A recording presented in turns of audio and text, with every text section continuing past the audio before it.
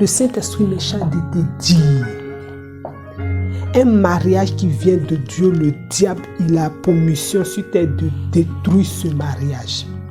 Lui, il a mission pour ça. Donc, toute personne qui rentre dans un mariage par la grâce de Dieu, parce que le diable aussi, il donne le mariage. Il précipite les choses. Il t'amène sur un chemin qui n'a rien à voir avec ta destinée, avec ton mariage que Dieu a prévu sur terre pour toi. Il te met dans une situation, tu prends des années. Tu peux être marié pendant 10 ans, 20 ans, 40 ans. Tu penses que tu es avec la bonne personne, mais pourtant ça ne vient pas de Dieu. Puisque tu n'as jamais prié, tu n'as jamais demandé à Dieu, est-ce que ce mariage vient de toi? Dieu dit, le diable, il est venu détruire les mariages. S'il a détruit monsieur, il a détruit madame, il a détruit le foyer, c'est fini. Il a tué tout le monde. S'il a séparé tout le monde, qu'il y a la guerre entre le couple, même pour voir les enfants, c'est un problème. La dame peut bloquer les enfants. Monsieur ne voit pas. Monsieur aussi peut bloquer les enfants. La dame ne voit pas. Ou monsieur abandonne les enfants chez la femme. Comme si les enfants, ils étaient responsables de tout ce qui se passe. Sa mission, c'est ça. C'est lui qui fait tout ça. Dieu dit, quand tu rentres dans un mariage, il faut savoir que tu as été sélectionné pour aller en mission en guerre. Toute personne qui rentre dans un mariage, il faut savoir que tu es sélectionné pour aller en mission en guerre. Alléluia. Ça ne sert à rien de te mettre une pression. Je prends de l'âge, je dois me marier. Tu veux te marier, mets Dieu au-dessus de tout. Quand tu mets Dieu au-dessus de tout, Dieu t'ouvre toutes les portes. Quand tu mets Jésus-Christ au-dessus de tout, il t'ouvre toutes les portes. Quand tu mets Jésus-Christ au devant de tout, il t'ouvre toutes les portes. Quand tu mets de l'ordre dans ta vie, Dieu t'ouvre toutes les portes de bénédiction. Quand tu glorifies le nom de Dieu en tout temps et en tout lieu, Dieu ressuscite ta vie. Ce que le diable avait enterré, ce que tes ennemis ont emporté dans leur tombe, Dieu retourne les tombes. Hey. Quand tu marches dans la sanctification, ta vie est une bénédiction. Le secret pour réussir ta vie sur terre, c'est de marcher dans la sanctification. Tu vas faire les programmes de prière. Tu vas suivre les pasteurs sur Internet ou dans les églises. Tu vas dormir dans les églises. Tu vas faire des jeûnes prières. Mais tant que tu ne vis pas dans la sanctification, tu n'auras pas la clé de ta vie, ta vraie vie, cette clé qui ouvre toutes les portes de ta vraie vie. Tu n'auras pas cette clé. Tant que tu ne mets pas de l'ordre dans la vie, la vraie délivrance, c'est la sanctification. La vraie délivrance, c'est un esprit éveillé. La vraie délivrance, c'est une conscience renouvelée. Tu vas faire les programmes, ils vont te dire, tu reçois. Aujourd'hui, c'est le miracle. Aujourd'hui, tu reçois ma fille. Tu ne reçois rien. Depuis qu'on va dans les églises, depuis qu'on fait les programmes de prière, et dans les veillées de prière, et puis on dit, on reçoit les guérisons, les miracles. On fait, on tremble. Même la perruque tombe. Tu la ramasses, tu la remets sur ta tête. Tu n'es jamais délivré. Tu n'as jamais eu de miracle. Parce que tu ne vis pas dans la sanctification. La clé pour réussir ta vie, c'est la sanctification. Et le diable, il ne veut pas qu'on ait une vie de sanctification. Le diable, il nous combat par tous les moyens pour nous maintenir en esclavage. Mais au nom de Jésus-Christ, déclare que ma vie est une bénédiction.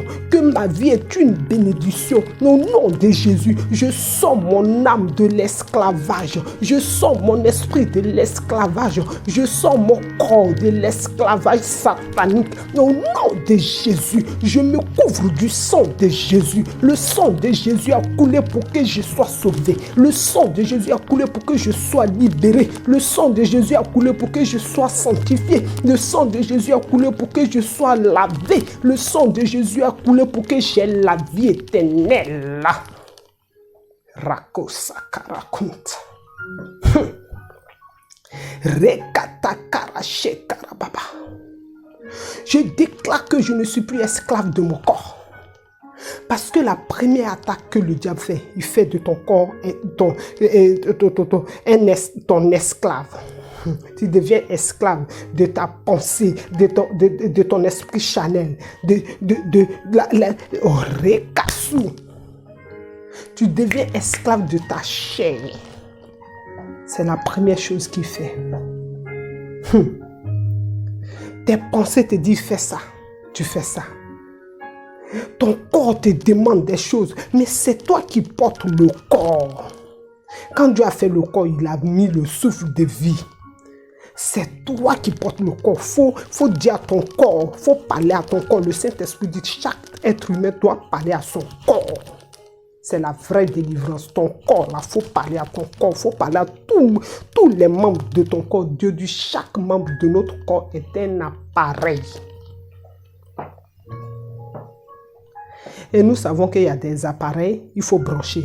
Il y a des appareils, on n'a pas besoin de brancher, il faut juste se soulever pour faire ce qu'il a fait. Dieu dit, tout ça, ce sont des appareils sur nous, on ne sait pas les manipuler.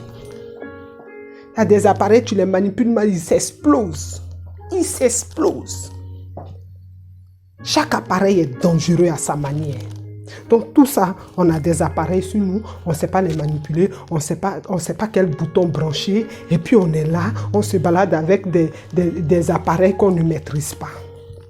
C'est pour ça que le Saint-Esprit me dit le secret pour combattre le diable, pour combattre les œuvres charnelles, l'esprit charnel, les pensées charnelles, les désirs charnels, c'est de parler à notre corps. Parce que ton corps est ton premier ennemi sur terre. Ton corps là est ton premier ennemi sur terre. Il faut parler à ton corps. Il faut qu'on parle à notre corps. Mon corps, tu dois obéir à ton Créateur. Dans le nom de Jésus, je t'ordonne d'obéir à Dieu le Créateur. Mon corps, tu obéis à Dieu le Créateur. Au nom de Jésus, tais-toi maintenant. La seule façon de faire obéir le corps, c'est de le priver des choses de ce monde. Non, le message là, oh,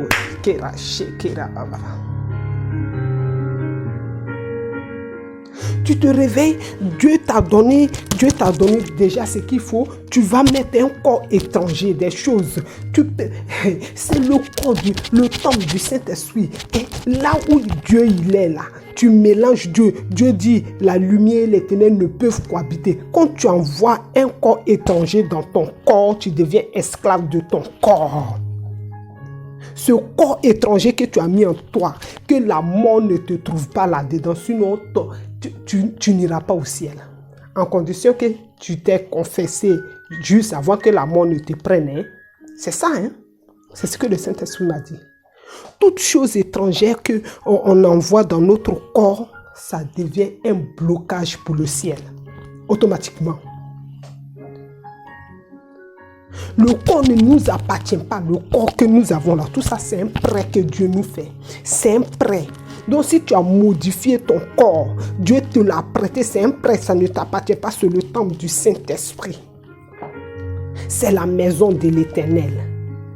Quelqu'un te donne sa maison, reste là d'abord. Et tu vas dans la maison, tu casses sans même sa permission, tu casses, tu déformes, tu fais tout ce que tu veux. Mais tu rembourses l'intégralité de la maison, la totalité de la maison. C'est comme tu loues, c'est location. Le corps là, c'est location qui est sur nous comme ça. C'est un prêt. Mais pourquoi Dieu a dit c'est dans le corps que lui il reste? Ton corps est le temple du Saint-Esprit. Fais de ton corps le temple de Dieu. Toi, tu ne fais pas de ton corps le temple de Dieu. Mais si ton corps n'est pas le temple de Dieu, tout ce qui n'est pas de Dieu, ça ne va pas au ciel. Oh yeah, Kira Baba. Tout ce qui n'est pas de Dieu, ça ne rentre pas dans le ciel. Le ciel là-bas, là. Tout ce qui n'est pas de Dieu, là, Dieu précipite ça sur la terre. Ça tombe comme un éclair, comme le diable, il est tombé, là. C'est comme ça. Donc, tout ce qui n'est pas de Dieu sur ton corps, dans ton corps, extérieur comme intérieur, ça ne rentre pas au ciel. Si tu allais te modifier le corps, tu allais faire chirurgie pour envoyer les trucs que Dieu ne t'a pas donné naturellement, si c'est une modification ou une correction, je ne sais pas quoi, si c'est Une réparation, très bien, c'est le mot réparation, Dieu tolère ça. Mais si c'est comme ça, parce que toi c'est comme ça, tu as envie de te voir, tu te modifies, tu te changes du jour au lendemain, on ne te reconnaît plus, tout ça parce que tu veux plaire à un homme ou parce que tu veux plaire à une femme, sans demander la permission de Dieu. Si tu plaisais déjà comme ça à Dieu, tu n'iras pas au ciel. À condition que tu aies eu le temps de te confesser sincèrement avant de partir. Parce que Dieu dit, c'est dans l'état que Dieu te prend ton âme. C'est là que tu es jugé. Dans l'état que tu es, puis Dieu prend ton âme là. C'est ça que Dieu juge. C'est pour ça, les gens ils seront étonnés de voir des voleurs, des grands pécheurs au paradis. Parce que s'il a eu le temps de se confesser et puis Dieu le prend là, il ira au paradis. Toi qui penses que tu es déjà au ciel et tu n'as pas eu le temps de te confesser, puis tout de suite la mort te prend. Un accident de voiture, tu es mort tout de suite là. C'est fini pour toi. Tu n'as pas eu le temps d'enlever les fausses fesses, là, le faux fessier que tu as mis là. Tu n'as pas eu le temps de le retirer, la mort te prend là, tu vas en enfer. Les faux trucs que tu as mis dans ta poitrine là, tu n'as pas eu le temps de retirer ça, la mort te prend. Tu vas en enfer.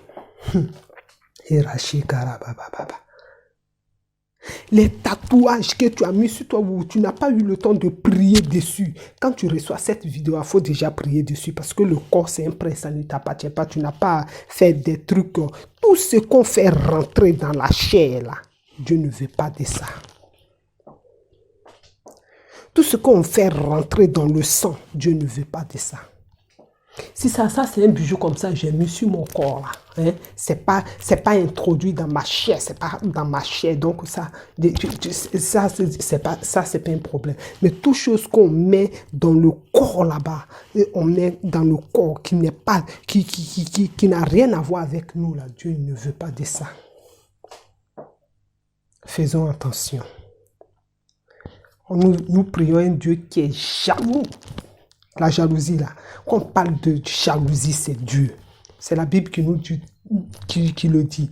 La Sainte Parole nous dit, Dieu est jaloux. Il t'a créé à son image et à sa ressemblance. Il dit, créons l'homme à son image et à sa ressemblance. Donc, tu es censé être à l'image et à la ressemblance de Dieu. Si toi, tu n'es pas à l'image de Dieu, tu n'es pas à la ressemblance de Dieu. Oh, Jésus est mon meilleur ami, mon meilleur. C'est toi qui le prends comme ton meilleur ami, Jésus. Il ne t'a pas dit qu'il est ton meilleur ami. Hein? Jésus n'est pas ton meilleur ami. Jésus lui dit, la lumière et les ténèbres ne peuvent cohabiter. Non, il ne faut pas qu'on se blague. Il ne faut pas qu'on se blague. Il faut qu'on se dise la vérité.